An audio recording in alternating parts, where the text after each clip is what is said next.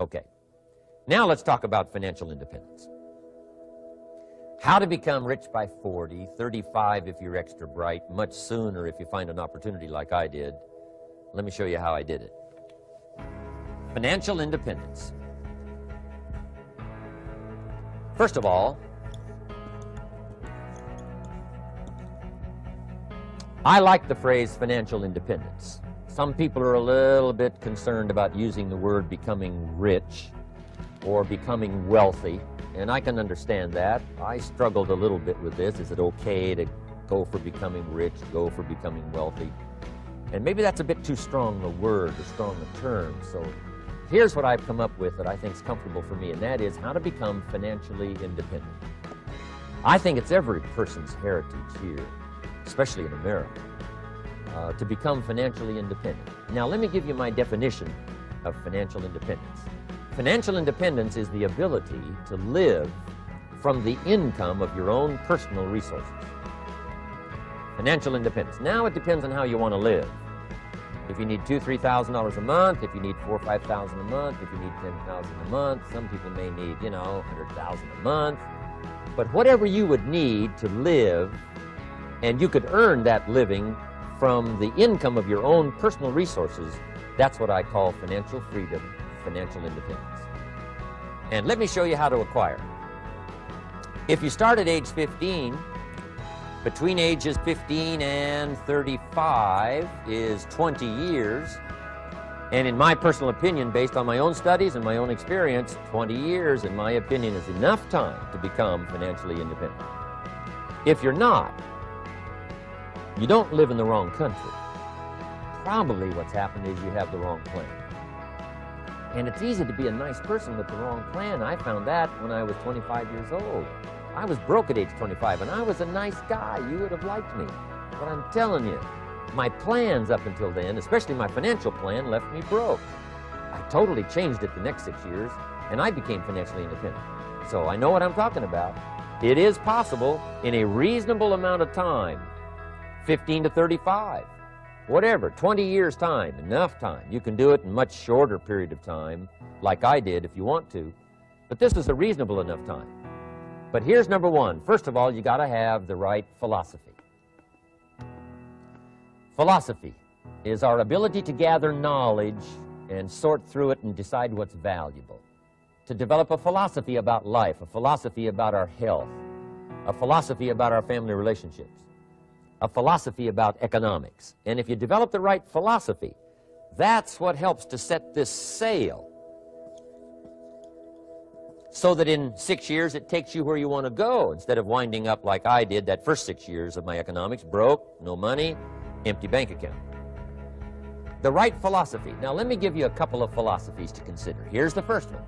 It's called the philosophy of the poor. And here it is. Poor people usually spend their money and invest what's left. That's the philosophy of the poor.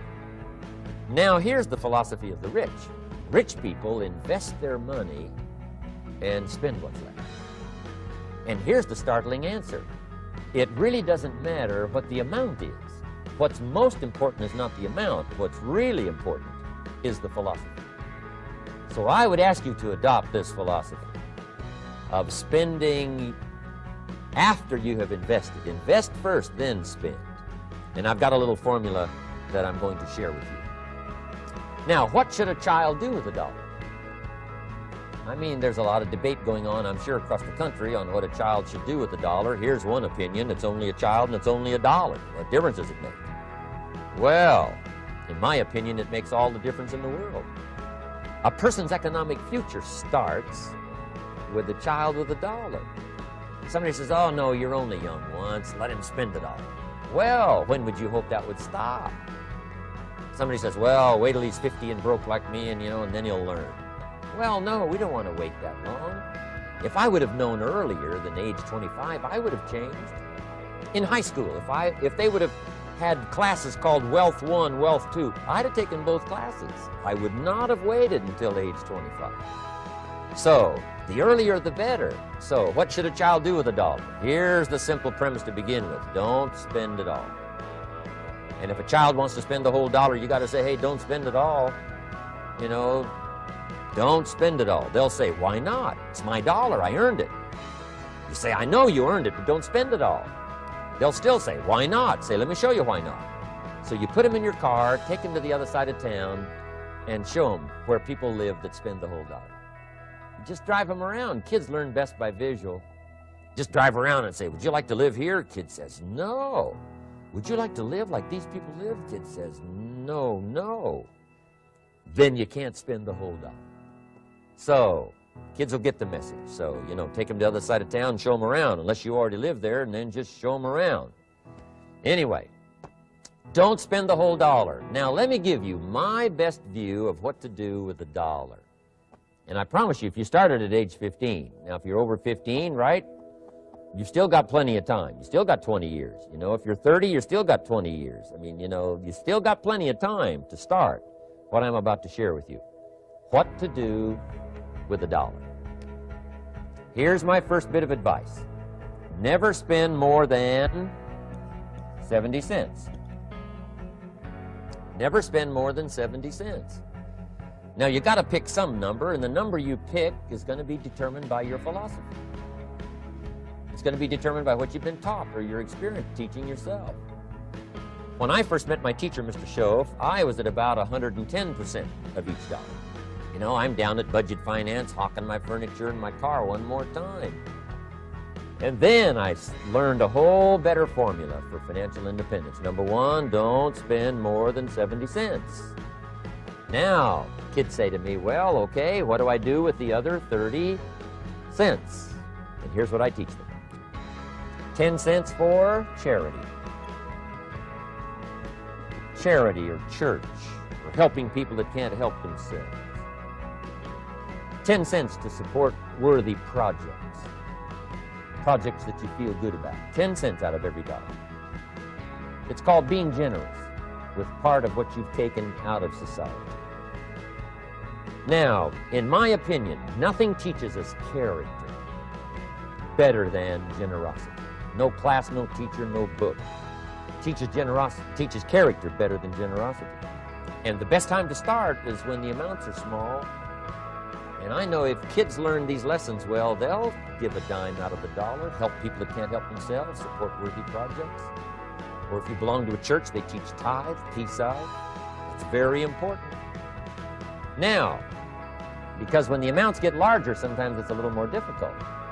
You know, giving 100,000 out of a million, someone says, oh, if I had a million, I'd give 100,000. I'm not sure. That's a lot of money. So the time to start is when the amounts are small. 10 cents out of the dollar. Okay, next 10 cents I call active capital. Active capital means do something to make a profit. Active capital. Set aside a portion of your income. Wages are okay, but I'm telling you, wages will make you a living. Profits will make you a fortune. So set aside part of your income as capital, called active capital. Any kind of project you can possibly think of, you can possibly come up with. I'm going to write a new book, I think, for kids. I think the title is going to be, Of Course, Kids Should Pay Taxes. It's kind of an interesting title. In California, kids do pay taxes. When a child walks into 7-Eleven, buys something that costs $1, the proprietor says, give me 7 more pennies. And the child says, hey, what's these 7 pennies for? And the proprietor says, that's the taxes. Kid says, well, hey, I'm only 8 years old. Proprietor says, congratulations, you're my youngest taxpayer. Give me the money. So in California, where I live, kids do pay taxes. Big question is, should they? And my book will answer that question. Of course, kids should pay taxes. Nothing is for free. If you want to ride your bicycle on the sidewalk instead of in the mud, you got to pay the 7 pennies. Nothing is free, so we all have to pay. So, 10 cents out of your living, out of the money you earn, set aside for capital. Capital to try your best to show a profit. And in my book, it's going to be all kinds of ways kids can make money, right? 2 bicycles, one to ride and one to rent. And you know, it doesn't take long to figure out some enterprise that'll start making a profit. Then you must jot this down if you're taking notes. Profits are better than wages. One, you can't usually start wages until you're about 15, 16, but you can make a profit long before you're eligible to start earning wages. And then there's no limit to profits, and they can double and triple and quadruple. You know, there's no limit. It's incredible how fast profits can grow. So profits are better than wages. Wages make you a living, profits make you a fortune. Now, the third 10 cents is vitally important. I call it passive capital. Capital you let somebody else use. A financial institution, stocks and bonds, mutual funds, whatever. Let someone else use it, you furnish the money, they use it to make a profit, but they pay you for the use of it, called interest. And here's one of the things that'll make you financially independent fairly quickly, and that's called compound interest. And this is how you get it. Letting someone else use a portion of your money, your substance. They show the profit, they pay you interest.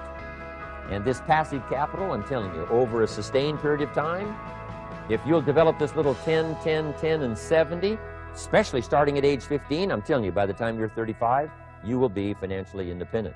You'll have the ability to live from the income of your own resources. And then one more point on passive capital. There's a Bible philosophy. I'm an amateur on the Bible. But there's a Bible philosophy that teaches the borrower is servant to the lender. And if you want to be in a powerful position as you grow older, finally when you become mature, maybe have your own business, things have worked out for you for the future, the position you always want to be in is the power position, and that's called the lender. The lender is the power position.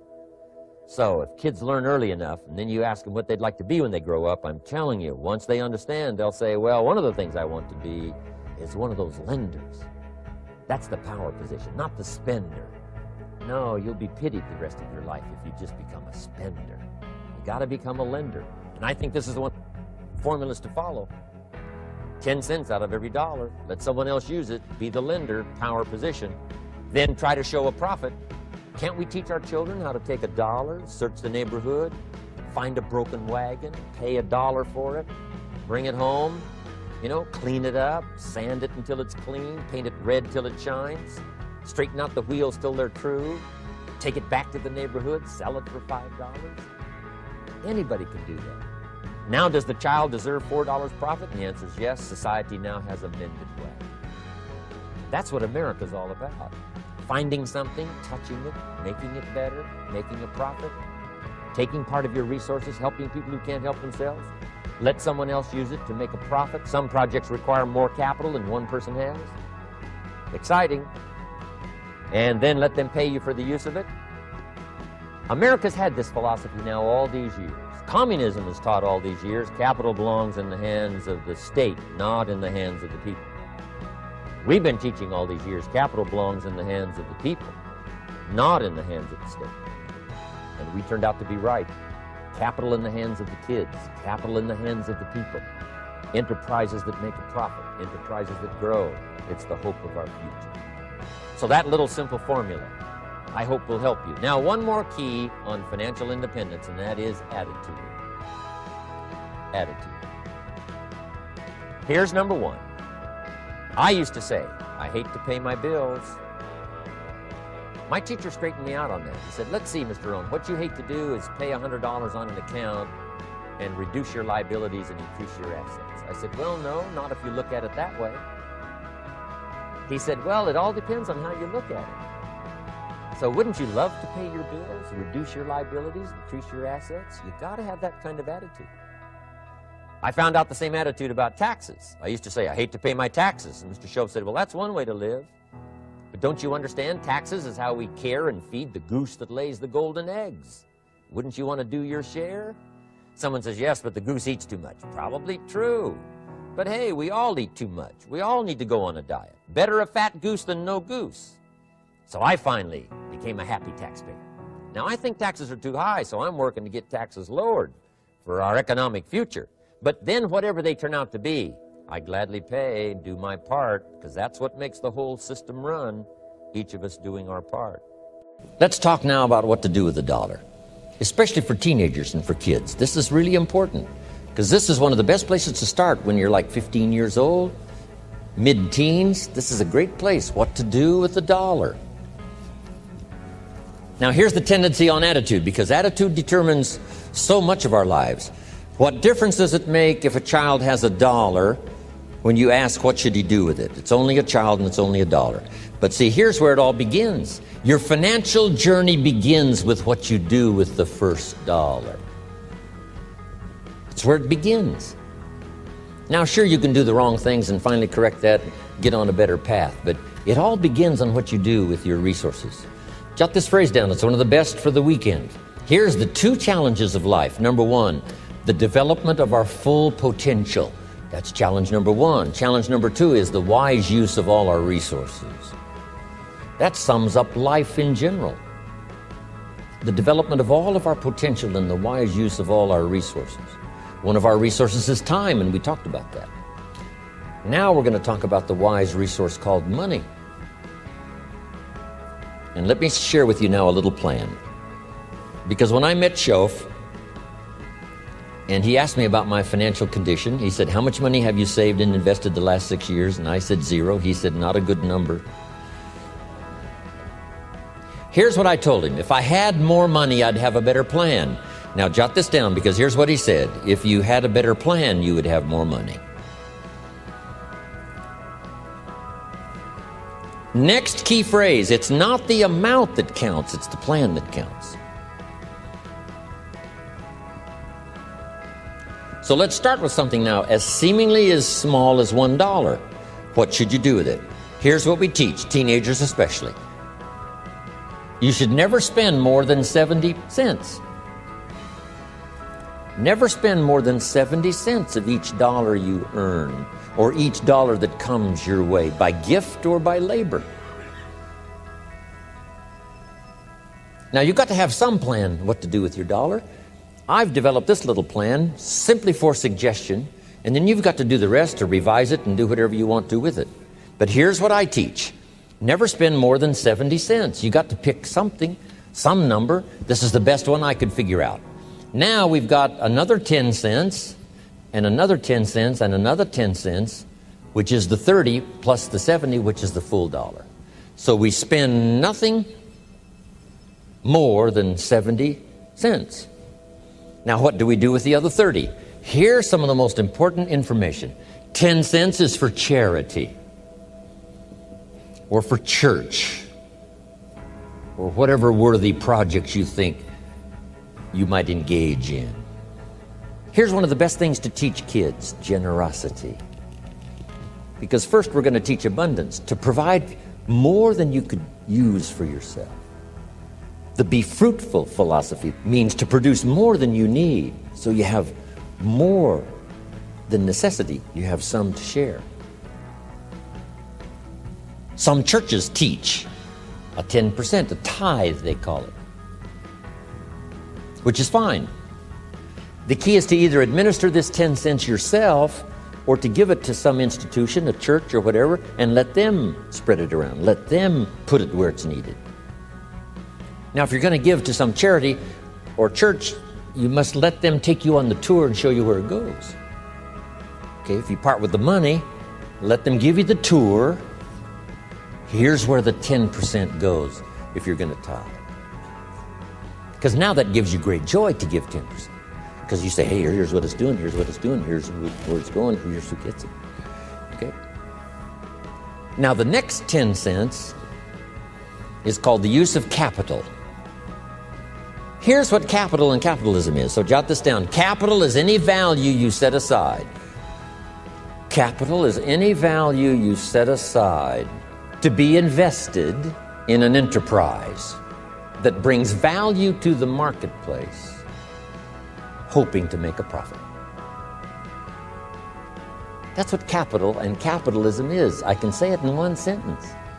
Capital is any value you set aside to be invested in an enterprise that brings value to the marketplace, hoping to make a profit.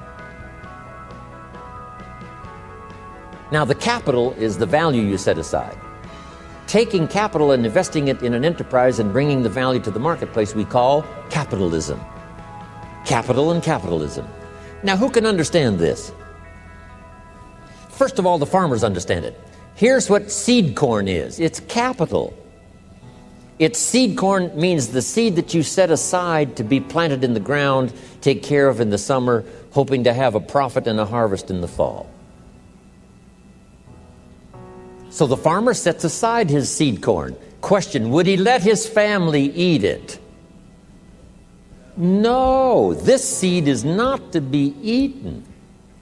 It's to be invested in the ground, to take a risk, cared for in the summer, harvested and multiplied in the fall. That's it. Now, the same is true of some of your money.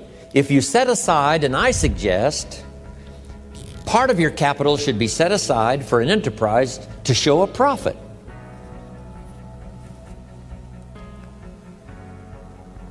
And we can teach kids the early fundamentals of capitalism. Now, once the kid has $1 profit, now what should he do with the dollar? This is the formula that I've come up with, what to do with that dollar. Don't spend more than 70 cents, 10 cents for church or charity, 10 cents to invest back into your business so that someday you can buy more than one bottle and get it a little cheaper so that when you sell it, you make a little more money. Now, here's the other 10 cents. It's 10 cents that you invest and let someone else use it.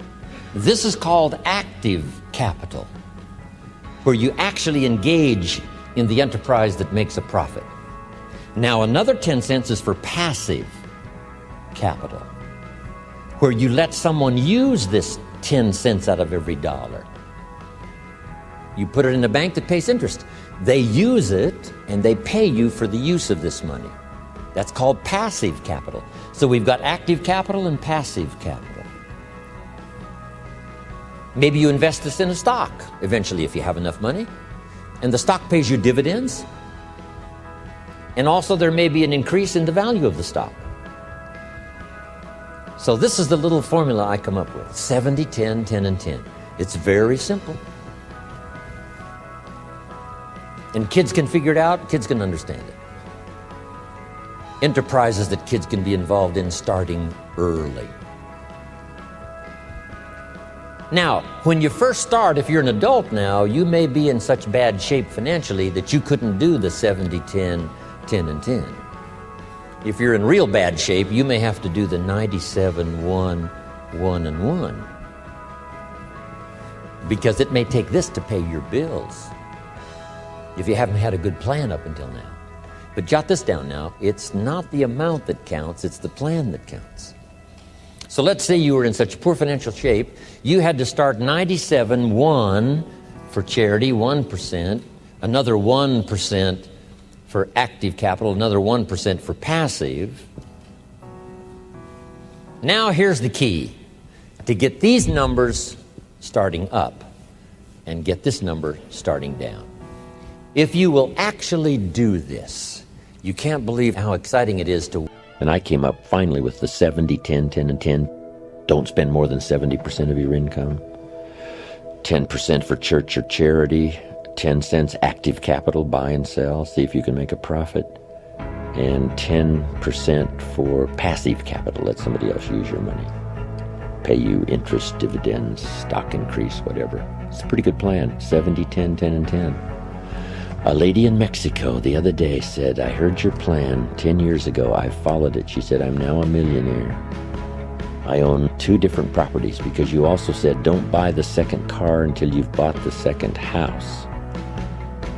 It's not cars that make you rich. It's real estate that makes you rich. She said, I'm now about to buy the 3rd house, so I'm now giving myself the luxury of buying the 3rd car. Simple little ideas.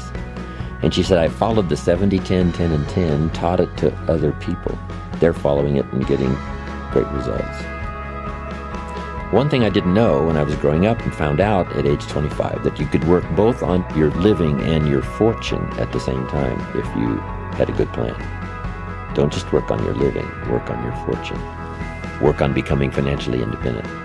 Financial independence is the ability to live from the income of your personally invested resources. And the day you can finally do that, what's exciting about that is that now you can work for joy and not for necessity. And strangely enough, you probably work a lot harder for joy than you do for necessity. I have a unique friend. He started an enterprise, and by the time he'd had it up and running about 2.5, 3 years, he didn't have to work anymore the rest of his life. So now he's financially independent. But then he created a vast fortune, that next 20 years of his life, simply because he was working for joy and not for necessity. So get to that position as quick as you can. So I'm now teaching. Work both on your living and your fortune. The reason for earning a living is to make a fortune, not necessarily from your living, but from what you earn, invested wisely. I talked to a lady the other day. She said, "Mr. Rohn, I'm in real estate." I said, "Wonderful. How many properties do you own?" She said, No, I sell real estate." I said, "Well, let me ask you one more time. How many properties do you own?" Finally got the message across. I said, "The reason for selling real estate is to earn the money to buy real estate. If you sell real estate, you make a living. If you buy real estate, you make a fortune." She said, "I got the message." So don't buy the second car till you've bought the second home. Devastated every country they touched. I've been to East Germany. It's taking $1 trillion just to clean up East Germany. They've already spent $500 billion. They got $500 billion more to go. I mean, every country they touched, and I've been in all of them, they devastated them all with their devastating philosophy. We teach capital belongs in the hands of the people. That's where the ingenuity is to bring goods and services to the marketplace. But once I understood this now, it was so incredible. Profits are better than wages. Now, when I first was recruited, I'm a distributor for this little product called Abunda Vita. And here's what my mentor said, Mr. Schoaf. He said, "Mr. Rohn, you can start this miracle working business part-time. You don't have to go full-time, you can start part-time."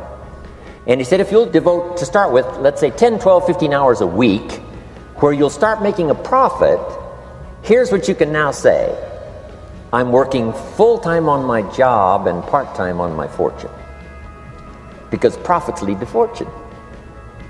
I got so excited about that philosophy. I'm working full-time on my job, but now I'm working part-time on my fortune. I found a way not only to make a living, you won't believe this, I found a way to make a fortune. Can you imagine what that's like then, to get up in the morning?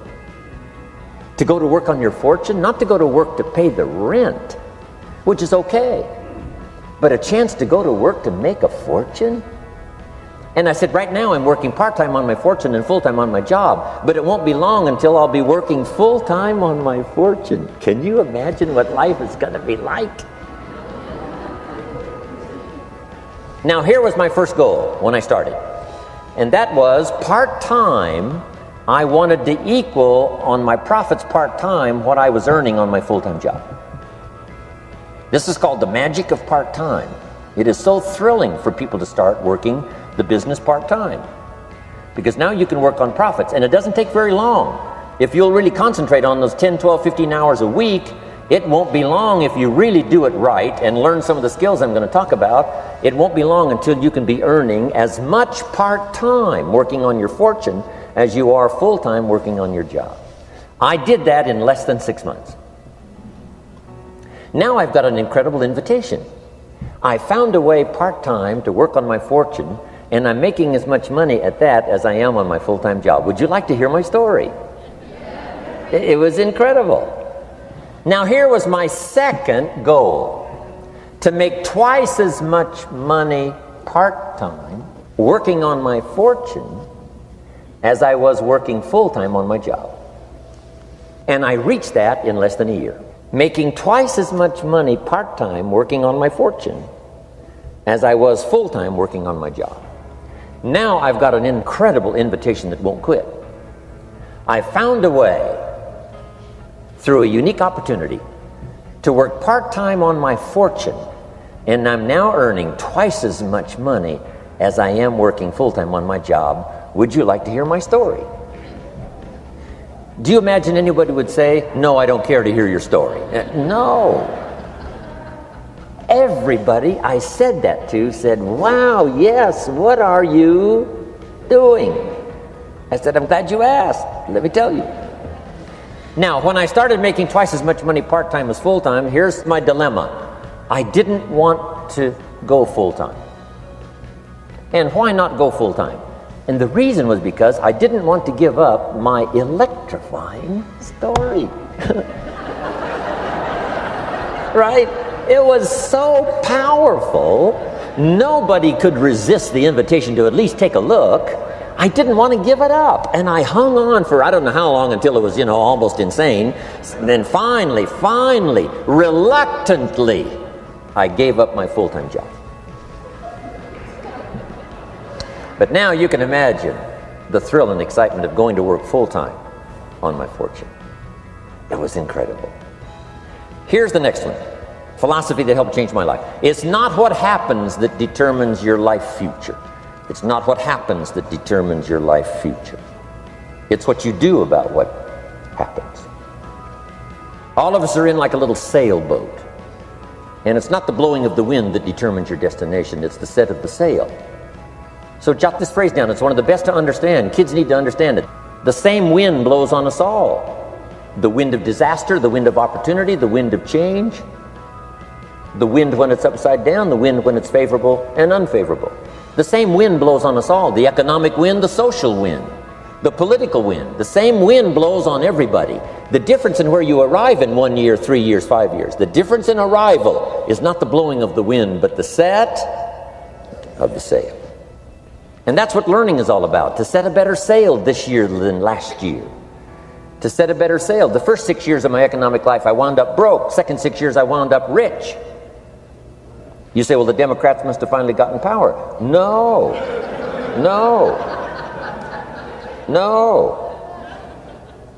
It was not a political change. Here's what changed the second 6 years of my economic life. It was my philosophy that changed. The set of the sail of better thinking, correcting the errors of the past and picking up new disciplines for the future. That's all I had to do at the end of the first 6. Correct the errors of the past and then pick up some new disciplines for the future. And my total life changed. The second 6 years was totally different than the first 6 of my working life. And guess who can do that? Anybody. Now you can keep on the same path for the next couple of years as you have the past 2. But if you wish to, and maybe everything's okay for you and you don't need to, but if you need to make some changes, I'm telling you, you can start doing it today so that the next 2 years will be drastically different than the last 2. And anybody who wishes to do that can. And you can do it between ages 40 and 43. You can do it between ages 13 and 15. You can do it between ages 60 and 62. Any 2 years, any 5 years that you wish to drastically change from the previous 5, you can do it. If you wish to. Now, this isn't written. This is not a law. Here's what it's called, opportunity. But if you don't know you can change, if you don't know you can drastically change your income, change your future, change your health, change your marriage, change everything. If you don't know that, some people then go year after year after year after year not making much change simply because they didn't get to the class. They never read the book. They never went to the seminar. They never made the discovery. They didn't seek for the knowledge of how could I make my life better. And if you just rock along, I'm telling you it's okay. Anybody can live any way they choose, but I'm here to tell all of you that if you wish to, it's possible to make the next 3 years totally different than the last 3. And all you have to do is just a few things. So if you got that one now, it's not the blowing of the wind that determines your income. It's not the blowing of the wind that determines your fortune. It's the set of the sail. And that's why we gathered here today. Maybe I've got some ideas that'll help you with a couple of little things about setting the sail of your thinking that might drastically give you multiplied more benefit the next 3 years than you've gotten in the last 3. So it's not what happens. What happens to everybody. Chevron years ago brought me in to talk to management. They said, Mr. Rohn, you travel around the world and you're fairly knowledgeable. What do you think the next 10 years are going to be like? I said, gentlemen, I can tell you I do know the right people. So they all leaned forward and listened carefully. And I said, gentlemen, the next 10 years are going to be about like the last 10.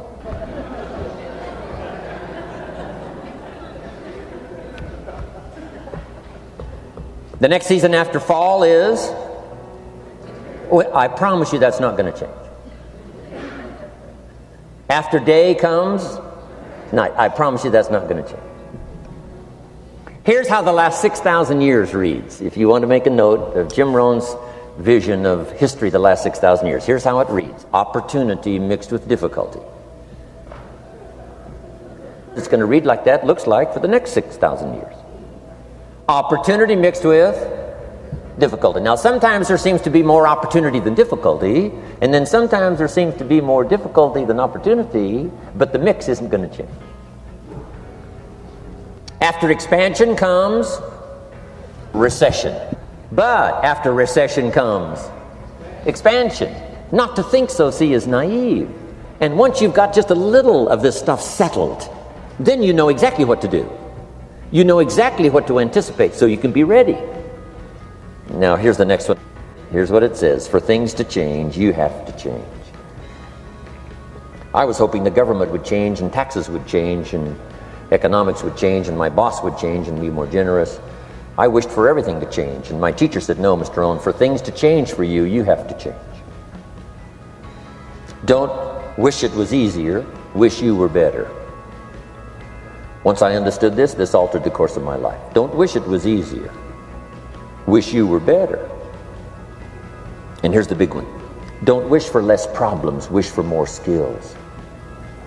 You don't need less problems. You simply need more skills. Don't wish for less challenge, wish for more wisdom. Accept the challenge, because you can't grow without a challenge. You can't get rich without a challenge. You can't fly without gravity. You have to understand the challenge. But that's the key, is to now develop wisdom to overcome the challenge. Don't wish for less challenge, but more wisdom. And then here's one more philosophy that helped change my life forever.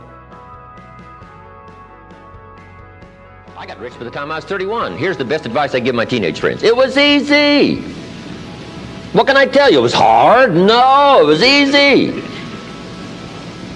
I'm a millionaire by 31. Let me tell you how I did it. I got 3 reasons why I got rich by the time I was 31. Let me give you those. Here's number 1. I lived in America. I mean, how lucky can you get? America's easy. That's why everybody wants to come here. People haven't plotted and schemed for 50 years saying if I could just get to Poland, everything would be okay. No. No. The boat people are not desperately trying to get to Vietnam. No. They're not squeezing through the fence to try to get into Mexico. No. Neil Diamond says, looks like everybody's heading for. They're all coming to America. Why? Everybody wants to come here by every means possible to get here. Why? Because America's easy. So if you go home with anything, go home with that. Mr. Rohn reminded us that America's easy. He got rich by the time he was 31. America's easy. Bangladesh is hard. Just take that home. Here's the average yearly income in Bangladesh, $120. That would be hard. Tell me hard versus easy. So America's easy. Cambodia would be hard. The Khmer Rouge killed 2 million Cambodians to make communism work. That's hard. America is easy. India would be hard. They got their challenges these days. Tough. America's easy. China would be really hard. Underline really and make a study. It's hard. America's easy. And now in about 90 days you can have that memorized. I'm telling you, that's all you need. I got rich by the time I was 31. I lived in America. America's easy. Now here's number 2. I found an opportunity. That's all you got to do in America, search for an opportunity. Take the first one, right? Try it. If that isn't it, it leads to another. One door closes, another door opens. This is what's exciting about America. It's full of opportunity. A chance to try, and then what? Try again, and then what? Try again? Never run out of opportunity to try. See if you can't better your life and your health and your future and your bank account and your income. Make your fortune here. I lived in America, number 1. Found an opportunity, number 3. Number 2, here's number 3. I found a teacher. What a grand and glorious, unique thing that was for me at that time in my life. I found a teacher willing to teach me. And his teaching came in 2 parts. Here's what it was, very simple. Number 1, Mr. Rohn, you have evidently Messed up! Between ages 19 and 25. Now, I could understand that. But he didn't leave me there. He said, now here's the answers on how to change it all, the next 6 years, so that the next 6 years won't be like the last 6. What an incredible teacher. Taught me how to have a whole brand new 6 years. First 6, what? I messed up. Second 6, what? I got it right. Second 6 years, I became a millionaire. During that second 6 years, the government was about the same. I'm telling you. Interest rates were about what? The same. The pay scale was about what? The same. Lord knows my negative relatives were the same. Circumstances were about the same. The economy was about the same. The unions and their philosophy was about the same. What was going on around me was about the same. Then how come I got rich that second 6 years? I was not the same. I changed.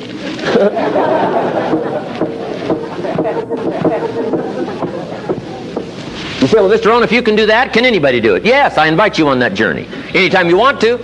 You can stay the same so that the next 6 years will be like the last 6. Take a look at the last 6 years. And I'm telling you, the next 6 years of your life is going to be like the last 6. Unless you want to count on this short list that we call not much list. Most everybody's counting on this not much list. What if all of your negative relatives turned positive? What would that do for your future and your fortune? What? Not much. Not much. What if prices came down a little? What will that do for your future? I'm telling you, not much. If the economy gets a little better, what will that do? Not much. Now that the Democrats are in power, what's that going to do for your future? Not much. We could get a good debate going here. If the Republicans would have stayed in power, what would that have done? Not much. Hey, we could get a good debate going here. I'm telling you, it's a not much list. If you don't make plans of your own, guess what? You'll probably always fit into someone else's plans. Guess what someone else may have planned for you?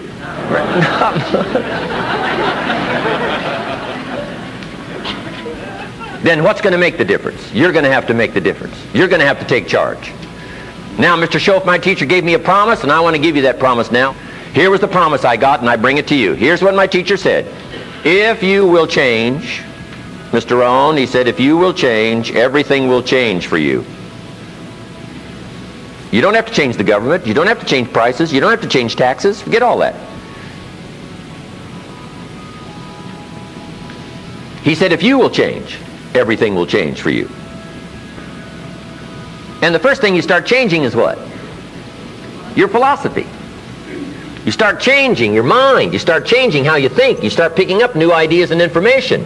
Gather new knowledge. Make better decisions about what's valuable. And I'm telling you, if you'll do that, your whole life will change. Your health will change. Your relationship with your family will change. Your ability to cope with challenges and problems will change. I'm telling you, income, promotions, all of it will change. If you will change, it'll all change. If you won't change, it isn't going to change.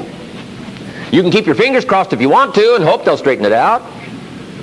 You can wish for the wind not to blow quite as severe, but I'm telling you, wishing for the wind to change in your favor, we call naive at best.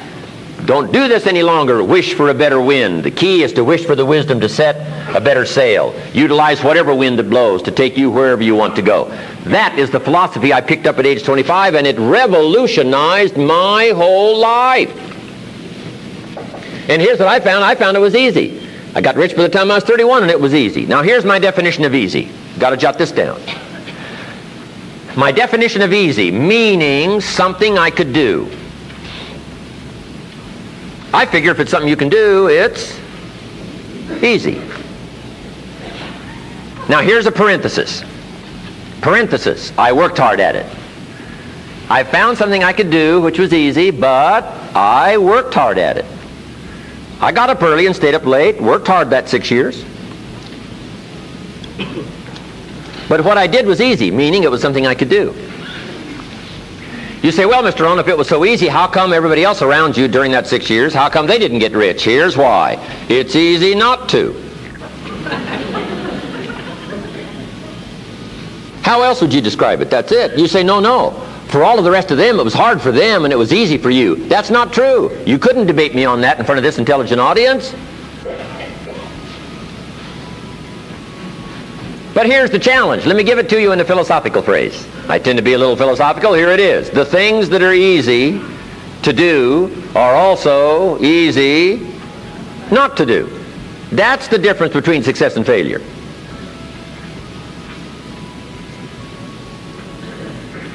So you've got the choice here today of one of two easies. Easy to or what? Easy not to. I can give you in one sentence how I got rich by the time I was 31. Here it is in one sentence. I did not neglect to do the easy things I could do every day for 6 years. Underline. I did not neglect. That's the key. I found something easy I could do that led to fortune, and I did not neglect to do it. Major reason for not having everything you want in America. Major reason for not having more of what you want in America. More health, more money, more power, more influence, more everything. Major reason why you don't get it. Simple answer. Neglect. Neglect. And here's the problem with neglect. It starts as an infection.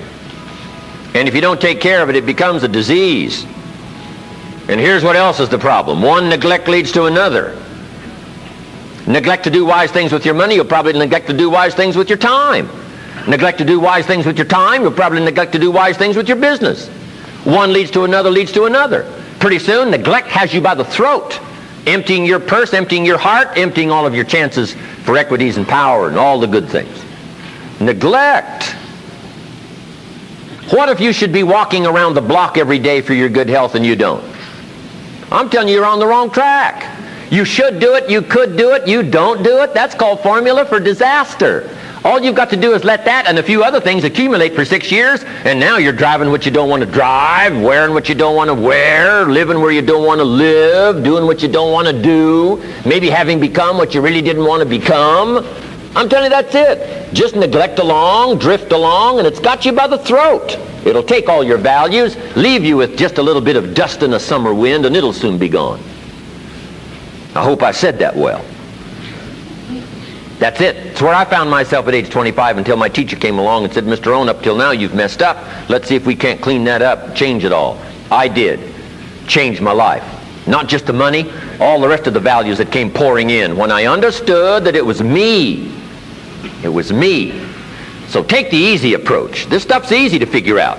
Getting rich is easy. I teach it to teenagers. How to be rich by 40. 35 if you're extra bright. This stuff is not difficult. I love to teach kids enterprise.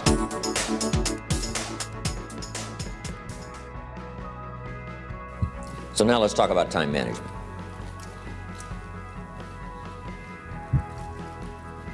Time, key phrase.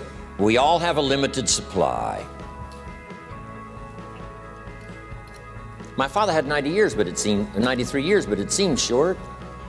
In his seemingly long life of 93 years, it was short because it just seems like if we only had more time. Old Testament gives us a view of some people who live to be 500, 600, 700, 800, 900 years old. If I have a chance to ask, I will ask, how come we got shortchanged?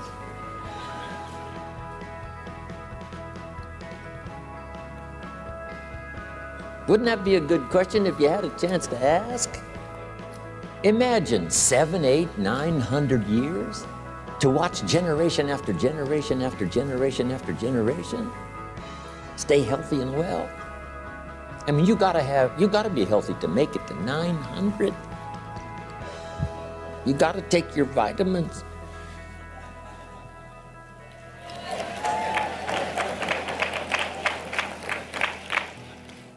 I'm pushing the Bible, I'm pushing vitamins, I'm doing good today. So, the key is time is precious. Now let me give you Bill Bailey's description of time. Life is not just the passing of time. Life is not just the passing of time. Life is a collection of experiences, their frequency,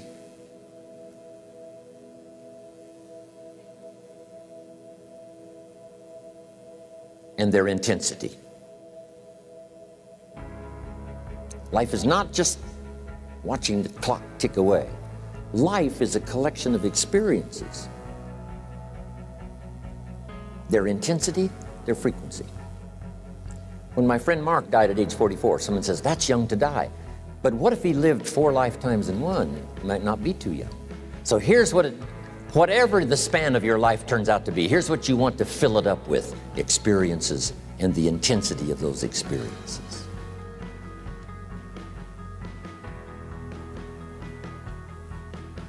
But now let's talk about the management of time. Here's one of the best ones. We covered earlier, when should you start building this hotel? Answer: as soon as you have it finished. Now jot this one down on time management. When should you start the day? As soon as you have it finished. Plan the day the best you can, leaving plenty of room for improvising and surprises and all the stuff that happens during the course of the day.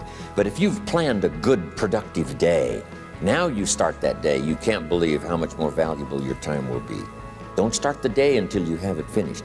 Now here's the next one. Don't start the week until you've had it finished.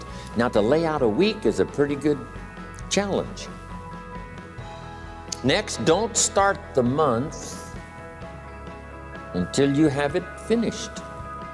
The places to go and the people to see and the productivity and the sales and the customers and the development and all the rest of what you want to accomplish during the course of 30 days.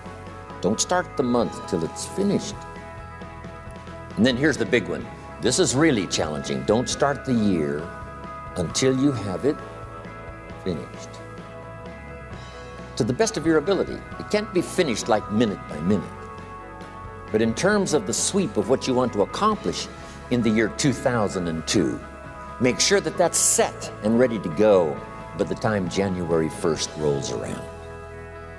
And it might get all upset. It might get torn up and you do a new one. You make so much progress the first 90 days that now you've multiplied it all by 2, by 3. Because that happened to me.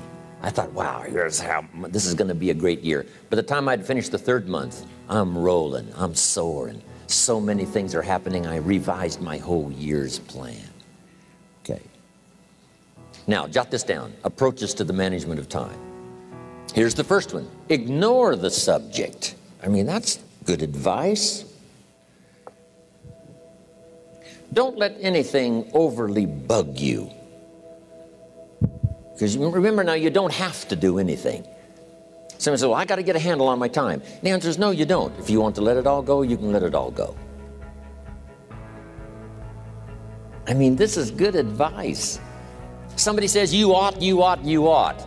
Jot this down. Ignore all the you oughts or you should. Only if they're giving general information. We should. It's better to say if you're teaching, we should. Not you should, we should. Then you let me listen in without it being too confrontational. If everyone did this, see, that'd be great. And then you give a person a chance to choose to do it or not to do it. But when you start the you ought, now see if I don't, now see we got some tension and maybe some problems. So you oughts seem to always create problems. When you're talking to your kids, you say, no, if kids would do this, not always saying if you did this, life would be better, but if kids did this, life would be better. It's like making a little talk and letting them listen in. And then it's a little less confrontation. It gives us a choice. In one of my seminars, here's what I teach. All life form strives to the max of its potential except human beings. All life form strives to the max of its potential except human beings. How tall will a tree grow? As tall as it possibly can. You never heard of a tree growing half as high as it could. No, trees don't grow half. A tree drives its roots as deep as it can, reaches as high as it can, produces every leaf it can, every fruit it possibly can. To the max. Every life form strives to the max, except human beings. Now, why not human beings? Jot this down. You've been given the dignity of choice. You're not a robot. You don't have to repeat this year the same as last year. You can tear up last year's plan, develop a new plan.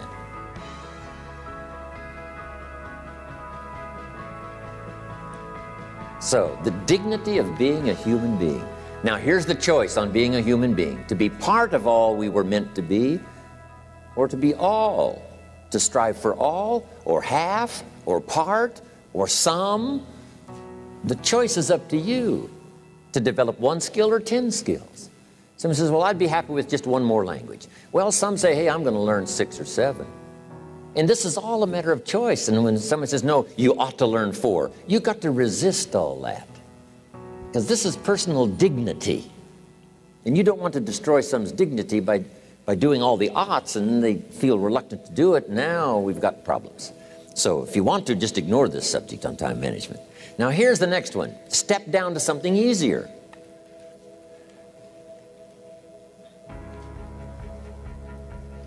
The guy's in sales, and he says, oh, I want to own the company. Finally owns the company. Now he's got no time to play golf. He said, when I was in sales, I was making big money playing golf 3 days a week. Heck with this owning something. Heck with managing. My life was never my own after I started to manage. I'm going back to sales. See, this is the key. If you're getting too pressed, you might consider stepping down to something with a little easier time pressure. Little girl says to her mother, Daddy comes home, brings his briefcase and pats me on the head and says hello, disappears and works on his papers. How come my daddy doesn't play with me? And her mother said, look, your daddy loves you very much, but he's so busy at work, he can't get it all done, he has to bring it home. He loves you, but that's why he can't play with you. And the little girl said, why don't they just put him in a slower group?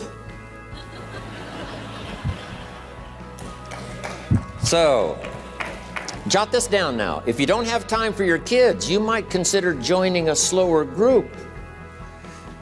Remember when I said some things I went for cost me too much?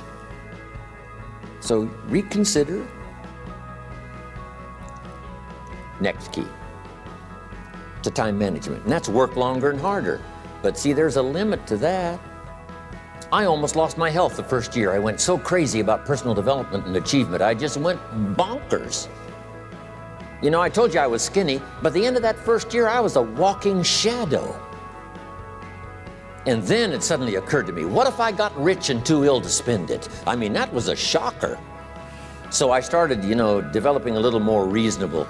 Because I said, if 12 hours won't do it, I'll work 14. If that won't do it, I'll work 18. I mean, how many hours it takes. And sure enough, it cost me too much. So see, working longer and harder for some might be appropriate.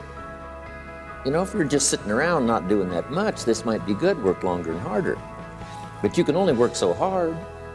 Here's the key, not to work harder, but smarter. When you've worked as hard as you can, doing the best you can in terms of physical output in the time, reasonable time. Now here's the ultimate in the management of time, and that is you simply become more skillful. When I first got into sales, you know, I was around people that could get, you know, 9 out of 10, 8 out of 10. And when I first started, I could only get 1 out of 10. But here's what I did. I worked around the clock, so that I would make up in numbers what I lacked in skill. That's good in sales. You got to jot that down. When you're new, you make up in numbers what you lack in skill. Now, when you become more skillful, the numbers can go down because now your persuasive ability and all of that is now so high that you don't need to put as many numbers out. But at first, if you want to compete or if you want to really get good, you've got to put in the numbers. But if you get more from yourself, develop more of yourself, now the time management becomes an easier task. Now here's the next thing. Either you run the project or it runs you. I've found out when you start something, at first you're in charge. All of a sudden, a year later, it's in charge. Some of the companies I started, I'm telling you, I'm in control. A couple of years later, I'm out of control. At first, I've got it on the run. 2 years later, it's got me on the run. Haven't got enough time. I'm dizzy with trying to get it all done. So here's part of the key, and that's to get in charge. Say, I'm going to take charge of my health. One of my albums is entitled, Take Charge of Your Life. Take charge of your time. Take charge of your resources, which we're going to talk about next. Take charge of your health. You're the one that's responsible for it. It's not a requirement of society that you not have a heart attack and take care of your family. That's not a requirement of society, but you must make it a requirement of yourself. Society doesn't require that you build a financial wall around your family nothing can get through. That's not a requirement of society. It's a requirement you impose on yourself to build a financial wall around your family nothing can get through. So impose on yourself this self-development of being in charge, taking charge of your life and your health and your future and your responsibilities and all the rest. Next, reasonable time is enough time to achieve all of your goals. Just jot that down. Reasonable time is enough time. I had to learn that. Reasonable time is enough time.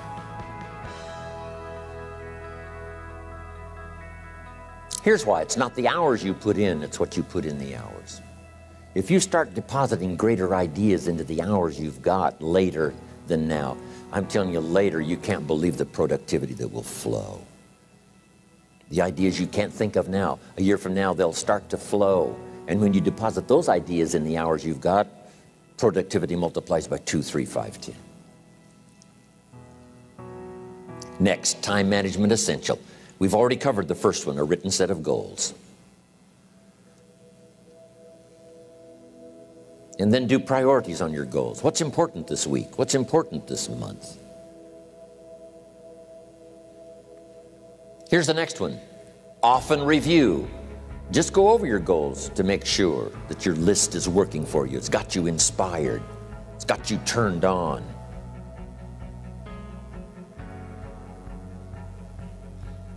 Somebody says, how come you're up so early? Say, if you were headed where I'm headed, you'd be up early too.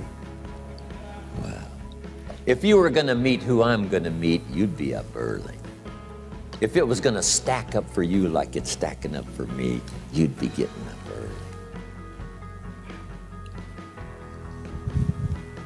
Here's some more time management essentials. Learn to study what we call majors and minors. You pick up the phone. Here's what you must say when you pick up the phone. Is this a major conversation or a minor conversation?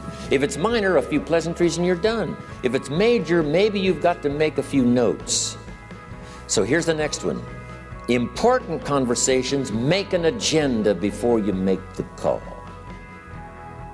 Just jot down a little agenda. It's so easy now to just talk out of your head. Did you ever hear a conversation end like this? Let's see, there was something else. See, you don't look that swift.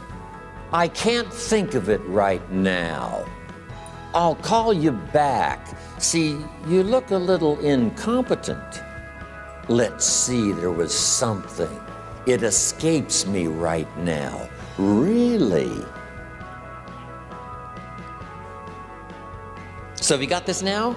Make an agenda before you make a call if it's an important call. Now later that saves you all kinds of stuff.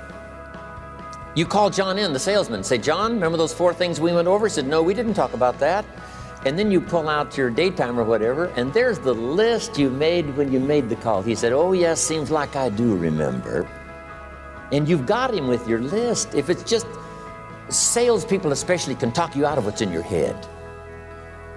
It's true. No, we didn't talk about that. And if you don't have a little proof, I'm telling you, it's gone. So make an agenda before you make a call. So what's major, what's minor? Now here's the key on this. Don't major in minor things. If you take up major time to do minor things, I'm telling you, you'll be behind the curve constantly. Here's what we learn in sales training. What's major time and what's minor time?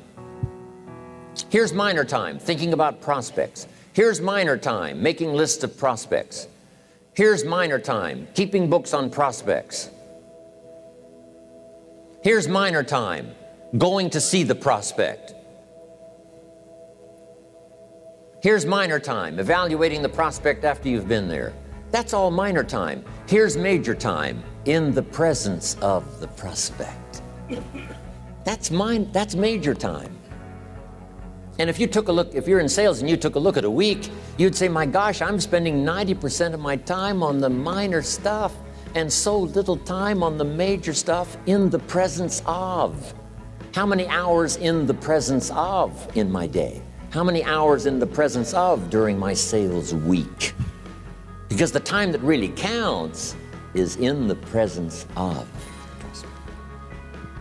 majors and minors. Here's another key time management essential. Don't mistake movement for achievement. It's easy to get faked out by being busy. Guy comes home at night all exhausted, falls in the chair and says, oh, I've been going. Here's the big question, doing what? It's not the going. Some people are going, and they're doing figure eights. Their progress is small. So don't mistake movement for achievement. Here's another one in sales we learned. Don't mistake courtesy for consent. If somebody's pleasant and they nod, you say, oh, they're going to buy. No, they're courteous. You can't mistake courtesy for consent.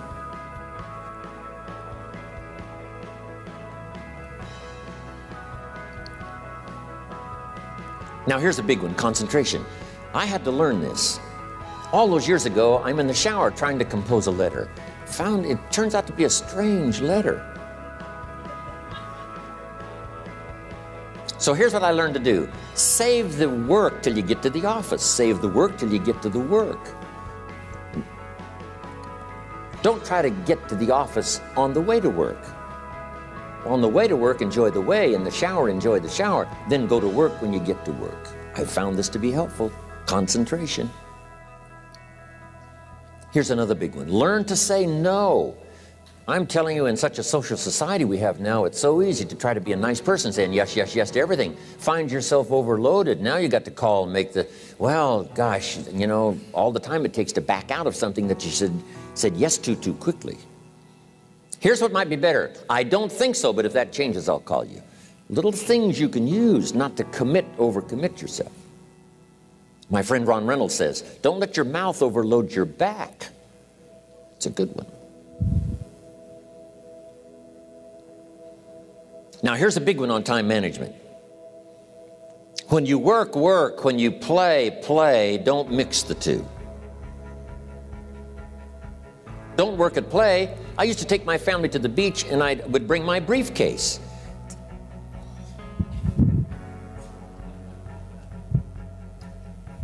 I learned not to do that. Or at the beach, I'm saying I should be at the office. I should be at the office. Now my family's upset because I'm at the beach and I'm thinking office, office, office. Now when I'm at the office, I'm thinking what? I got to get my family to the beach, the beach, the beach. So things are not going too well at the office because I'm thinking beach, and things are not going too well at the beach because I'm thinking office. Here's what I learned to do. At the beach, be at the beach. At the office, be at the office. When you work, work. When you play, play. Don't mix the two. Don't work at play. Now here's one of the most important ones. Don't play at work. Work is too serious. You don't want the reputation of being the office joker. It's not a good one. Yes, there's time for some pleasant stories. Yes, there's time for a little humor. Yes, best if it's a happy office, of course. But I'm telling you, you got to be serious about work because you're parting with a piece of your life for the work you do. Your work costs you a piece of your life. Here's what it's called. Serious business. Not grim, not unhappy, but serious. Key. Don't play at work. The old expression, I don't think we use it anymore, horse around at the office. Play around, play jokes, play tricks. No place, not at the workplace. At the beach, yes. At the bar, yes. Somewhere else, not work. You got to treat work with all due conservative passion because it's leading you to your future. Here's another key phrase, all work is good. You may not like your job, but if it's the stepping stones to get you to where you want to go, you got to appreciate your job. You don't have to have a passion for your job. Here's the ultimate passion, a passion for incredible success in every department of my life. That's the passion. But don't look down on some menial job you have to do to finally get you to where you want to go. No job is menial. No job is not, every job is noble. Training life for pay, making a contribution to society. Next, analyze how you are. And if you have some weaknesses, if you can't doesn't seem like you can change, here's the key: get it covered. I used to keep promising myself I'd keep the books, keep the books, keep the books. Finally, I gave that up. And back then, it only took me an extra 50, 60 bucks a month for some accountant to keep the books. I said, no, I'm going to save the 50 bucks. You can't believe what I started losing in productivity because I tried to save the 50 bucks. So the key is, a lot of the time you can stay like you are, but just make sure you get it covered. Okay. Next, beware of the telephone and all other systems of communication, especially the telephone at home and systems of communication at home. And here's one of the best lines I've got for you for the weekend. Let all communication systems serve you, but don't let them intrude. When it comes time to have dinner with your family, you shut off all systems, unless the ones that can take messages silently. Don't let the phone ring. Don't let anybody intrude, come through the front door nor the back door, nor through the telephone or any other device. So you can't reach John and his family when he's having dinner. The President of the United States couldn't get through. If you develop that kind of a reputation, father, mother, when we have dinner, when we're visiting and have this time with our family, nothing intrudes. So don't let these clever little devices keep intruding. You've got to have a place that's sacrosanct, it's valuable. You don't let anything in for that period of time. Okay. Isn't that good advice? Excellent advice. Here's the next one. Read all the books. You know, I've only got a few notes here on time management, but if you've got some particular challenges, you run a big organization, a big corporation, you've got some challenges, there's plenty of books. Now, here's what's next. Just be more alert to the things that might be stealing your time. Here's why. Time is like capital. You can't let someone steal your seed corn. You can't let someone steal your capital. And you can't let someone steal your time. You must designate your time. And some of the time that you designate, you must not let anyone steal. Casual time, you might let someone intrude and steal a little bit and take a little bit, but not serious time. Key. Next, one of the great time management savers is to learn to ask questions up front. Sometimes you talk to somebody for an hour, and then you ask questions and find out if you would have asked those questions up front, you could have saved yourself an hour. Asking questions up front helps you to get to the problem now. But if you just launch into some discourse, you might waste 30 minutes, waste an hour, when here's what you should have been talking about. After you finished an hour, you say, John, what's really the problem? He said, well, it's something personal. See, that's what you should have been talking about this whole hour. Key. Next, learn to think on paper. Now we're going to take a break. Some ways to think on paper. One, we've covered one. Solving problems. Take it out of your head and put it on paper. Another one is setting goals. Making these lists we've already started. Here's another good way to think on paper. It's a projects book. Each person you're working with and each project you're working on, get a loose leaf binder and a tab and some pieces of paper behind the tab and do a little continual summary of how it's going between you and that person and between you and that project. I call it a projects book. It is so useful to me. But what's going on between you and this person? When you last got together, what did you talk about? And you got a few notes there. Here's what we talked about the last time we got together. Now when you get together again, you can review that so you'll know better what to talk about. When the president gets ready to travel and he's going to meet some important people, guess what they bring him? All these briefing books. Right? The last time you were with Khrushchev, Kennedy is informed. Here's what he said and here's what you said. Kennedy said, oh, that's valuable. I need to remember that. If a person is important, it's worth a little running account. You might even have a projects book for your children. Here's what's happening between me and my child. We've talked about this, and we've talked about this, and we've talked about this. Next, a day timer. Keeping track of all of your appointments. You know, mine is all filled with, you know, when to catch an airplane and when to do a seminar and when to sit down and have a conference, all the rest. Next is a game plan. You know, if you've got a house and the, you know, insurance is going to come due and some other things are going to come due, you just put it on a spreadsheet and make sure it's taken care of. Key phrase, take things out of your head and put them on paper. And the key is to just experiment with different ways that helps you to do that. Now here's the last one, thinking on paper, and that's to keep a journal. One of the things I'm known for around the world, have been now for 39, 40 years, is keeping a journal. Now my journal is not a, you know, it's not necessarily a, it's not like a diary. It might be part diary. You know, I'm flying over Ireland and I write down a few little things that impress me. Today I met this person. Wow, what an extraordinary event. Today I conducted this seminar in Rome. 1,000 people stood up and sang for me. I've got a little bit of a diary in there. But here's what primarily your journal is for: collecting good ideas. A journal is to collect good ideas on your health, good ideas for your business, good ideas for your future, good ideas for time management.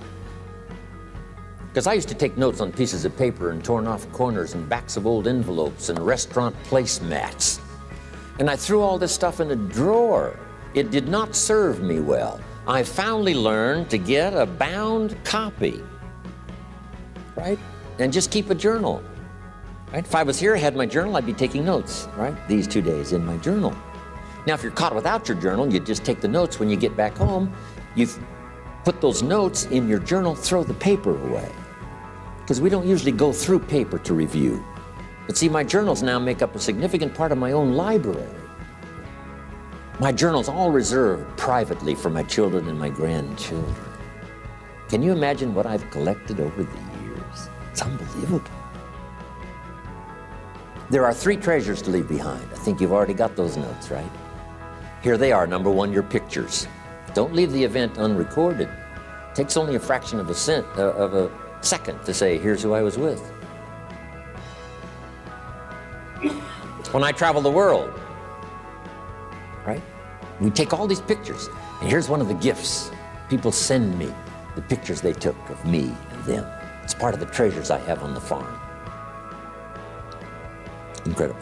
A picture's worth 1,000 words to describe the scene, the emotion, what happened. Say, wow, this was an extraordinary day for me when I met these people.